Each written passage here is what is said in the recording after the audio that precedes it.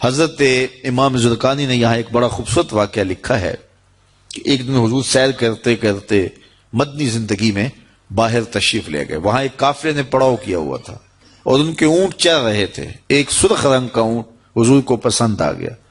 قافلے والوں سے پوچھا اس اونٹ کو بیچتے ہو؟ انہوں نے بیچنا تھا یا نہیں بیچنا تھا. حضور نے پوچھا تو کہا ہاں بیچتے ہیں. میرے شیخ کہتے ہیں میں دل ویچا میں جگر ویچا جے پیارا محمد آ جاوے نہیں میں اپنا سارا کر ویچا جے پیارا محمد آ جاوے. انہوں نے بیچنا تھا یا نہیں؟ کہا جی ہم بیچتے ہیں. اچھا کتنے کا بیچتے ہو؟ کہا جی اتنے کا. سودا طے ہو گیا. حضور نے فرمایا کہ میں کوئی تاجرانہ غرض سے تو آیا نہیں تھا کہ میں قیمت ساتھ لے کے آتا. میں تو سیر کرتا ادھر آ نکلا اور تمہارا اونٹ مجھے پسند آ گیا اور میں نے اس کا سودا کر لیا. ایسا کرو کہ اونٹ مجھے دے دو اور میں شہر جا کر کے اپنی اس کی اونٹ کی قیمت تمہیں بھیج دیتا ہوں. انہوں نے کہا میں منظور ہے. حضور نے اونٹ پکڑا اور چل دیے. اور جب حضور جا رہے تھے تو وہ حضور کو دیکھتے رہے اور جب آقا کریم نظروں سے اوجھل ہو گئے تو وہ دلوں پہ ہاتھ رکھ کے کھڑے ہو گئے. تھوڑی دیر کے بعد سکتے سے جب باہر آئے تو ایک دوسرے سے پوچھنے لگے یار یہ شخص جو اونٹ ادھار لے گیا اس کا پتہ پوچھا تھا کسی نے؟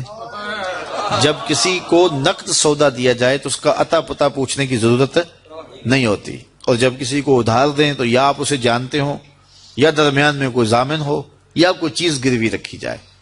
اور کہا ایک شخص آیا تم نے اس کو اونٹ دے دیا اس کا پتہ بھی نہیں پوچھا, اس نے کوئی درمیان میں ضامن بھی نہیں دیا, تم نے کوئی شے بھی گروی نہیں رکھی اس کی. تو یار تم سب کی عقل پہ پردہ آ گیا, اس کا پتہ تو پوچھ لیتے, قیمتی اونٹ لے گیا. ایک بولا یار جب وہ باتیں کرتا تھا منہ سے پھول جھڑتے تھے. اذا تکلم رؤیا کالنور یخرج من بین ثنایا ہو. کہا میں تو اس منظر کو دیکھتا رہ گیا. دوسرا کہنے لگا یار جب وہ جو ہے وہ مسکراتا تھا سامنے والے پہاڑوں پہ عکس پڑتا تھا. اذا ضحک یتلالع فی الجدر. تیسرا بولا یار میں تو اس کی آنکھیں دیکھتا رہ گیا. کیا خوب سجن دیاں اکھیاں نے, کیا خوب سجن دیاں اکھیاں نے جویں پر کے سرائیاں رکھیاں نے. تو اجے میرا یار نہیں ڈٹھا جنوں ویکھ کے چن شرماوے. ادھی راتی دن چڑھ جاوے جیو رخ تو نقاب اٹھاوے. تے جیو نکلے سیر کرن نو سارا گلشن سیس نواوے. اتے دھرتی لف لف جاوے جے ہاتھ پھلاں وچ رکھدا ہاتھ پھلاں تو ود جاوے. نین نشیلے مست رسیلے وچ سونا کجل سہاوے. اکھ اگڑے تے انج پیا جاپے جویں میں خانہ کھل جاوے. توبہ توبہ حسن سجن دا چال نہ چلی جاوے. بجلی ڈردی لشک نہ مارے متا بے ادبی ہو جاوے. تے جے او کھولے پیچ زلف دے اتے راہی راہ پل جاوے. توبہ توبہ حسن سجن دا چال نہ چلی جاوے. علم خدا نے اینا دتا عقلاں وچ نہ آوے. عقل خدا نے اینی دتی علماں وچ نہ آوے. کی اعجاز نظر وچ او دی جو آوے وک جاوے. خلق او دے نے مولئی دنیا کوئی ورلائی جان بچاوے. آزم ایڈا سونا ماہی سانو کدرے نظر نہ آوے. انہوں نے کہا جو بھی ہوا تم اس کے حسن میں کھو گئے اور وہ قیمتی اونٹ اپنے حسن کا جادو جگا کے تم سے ہتھیا کے لے گیا.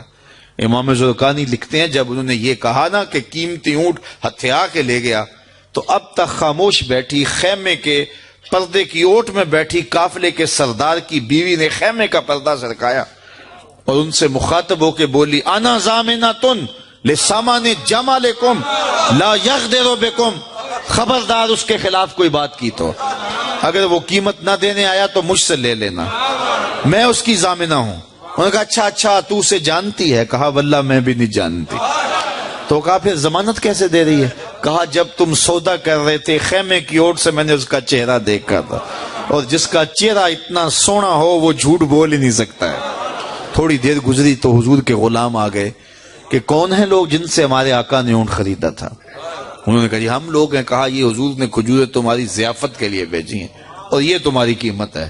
انہوں نے کہا قیمت بعد میں دینا, ہم تو خود بک گئے ہیں, ہمیں پہلے بتاؤ وہ پیارا رہتا کہاں ہے. تو کہا یہ نخلستان مدینہ جو سامنے دکھائی دیتا یہی ڈیرے ہیں اس محبوب کے. تو امام زرقانی لکھتے ہیں سارا قبیلہ, اس قبیلے کا نام تھا وفد طارق, وہ سارے کا سارا وفد طارق اٹھا اور مدینہ المنورہ پہنچا اور حضور کے قدموں میں جا کے بیٹھ گیا. تیری تک کے ادامہ میں مرید ہو گئے.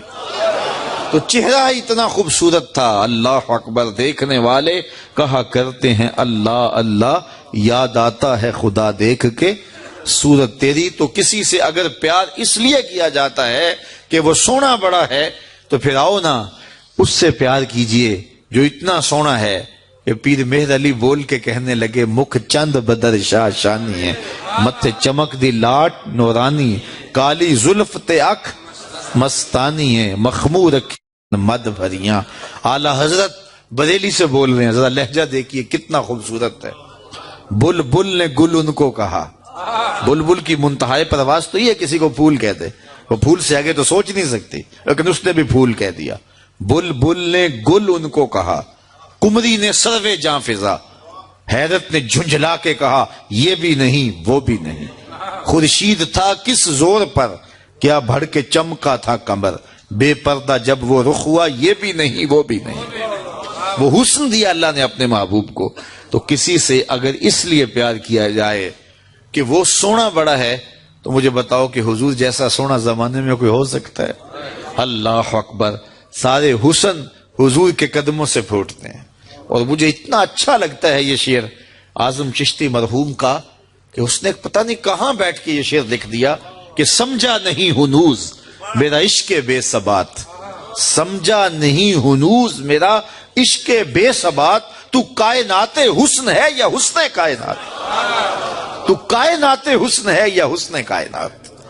تو اگر کسی سے اس لیے پیار کیا جاتا ہے کہ وہ خوبصورت بہت ہے، تو پھر بتاؤ حضور کے حسن، یاد حضور کے چہرے کا جمال اور رنگ اور شان تو پھر حضور کا چہرہ ہے نا۔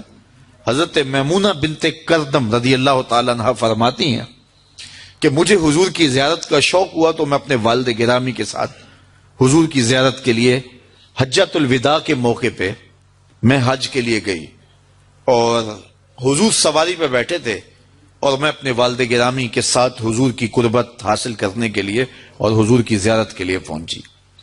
حضور کے چمکتے چہرے پر نظر جم نہ سکتی تھی اور میرے میں ہمت نہ ہوئی کہ میں حضور کے چہرے کو دیکھ سکوں۔ تو حضور سواری پہ بیٹھے تھے تو میں حضور کے پاؤں کو دیکھنے لگی۔ سبحان اللہ۔ فرماتی ہیں کہ حضور کے انگوٹھے کے ساتھ والی جو انگلی تھی اس کا قد باقی انگلیوں کی مناسبت سے لمبا تھا۔ فرماتی ہیں ما نسیتو فی ما نسیتو طول اصباحو، کہتی ہیں کہ آج تک اتنا عرصہ گزر گیا ہے، حضور کی مبارک انگوٹھے کے ساتھ والی انگلی کا حسن ہی میری نگاہوں سے زائل نہیں ہوتا۔ یار جس کی انگلی اور جس کے پاؤں کا حسن اتنا ہے، اس کے چہرے کی جمال کی کیفیت کیا ہوگی؟ وہ کسی شاعر نے کہا تھا نا کہ قدموں پہ جبیں کو رہنے دو، چہرے کا تصور مشکل ہے۔ قدموں پہ جبیں کو رہنے دو، چہرے کا تصور مشکل ہے، جب چاند سے روشن ایڑی ہے رخسار کا عالم کیا ہوگا؟ جب چاند سے روشن ایڑی ہے رخسار کا عالم کیا ہوگا؟ تو حضور علیہ السلام کے حسن اور حضور کے جمال کی وجہ سے اگر پیار کیا جائے تو پھر مجھے بتاؤ کہ حضور علیہ السلام سے بڑھ کر کائنات میں حسین کون ہو سکتا ہے، خوبصورت کون ہو سکتا ہے؟ تو اس لیے ہماری محبتیں اور ہماری عقیدتیں حضور کی بارگاہ میں دست بستہ حاضر ہوں۔ اب کسی سے اگر پیار کر لیا جائے تو اس پیار کے تقاضے کیا ہیں؟ بندہ جس سے پیار کرتا ہے اس کا کثرت سے ذکر کرتا ہے، اور یہ محفل میلاد اس عقیدت کا روپ ہے، محبت کے اس تقاضے کی تکمیل ہے۔ بندہ جس سے پیار کرتا ہے اس کا کثرت کے ساتھ ذکر کرتا ہے، اس کا جی چاہتا ہے کہ اس کا تذکرہ چھڑا رہے، اس کی باتیں ہوتی رہیں۔ رومی علیہ رحمہ جنہیں اقبال نے اپنا مرشد مانا ہے، ان کا کمال یہ ہے کہ وہ تمثیل سے بات سمجھانے کی عادت رکھتے ہیں۔ وہ اس نقطے کو بڑی خوبصورتی سے سمجھاتے ہیں کہ کسی نے مجنو کو دیکھا کہ ریت کے اوپر لیلا لیلا لکھ رہا ہے، تو اس نے رک کے پوچھا یہ کیا کر رہے ہو؟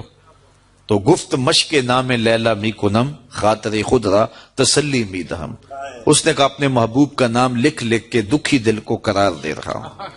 تو رومی کہتے ہیں کہ اگر مجنو کو لیلا کا نام تسکین دیتا ہے تو امتی کو حضور کا نام تسکین نہیں دیتا۔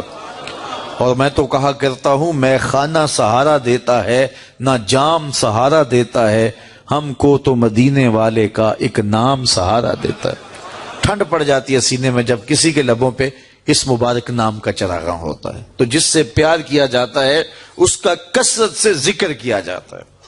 میاں صاحب نے بھی اپنے انداز میں کہا ہے نا, جو کسی دا عاشق ہوئے تے گل ہو سے دی کردا, 100 مکر بہانے کر کے مرنے ہو سے مردا.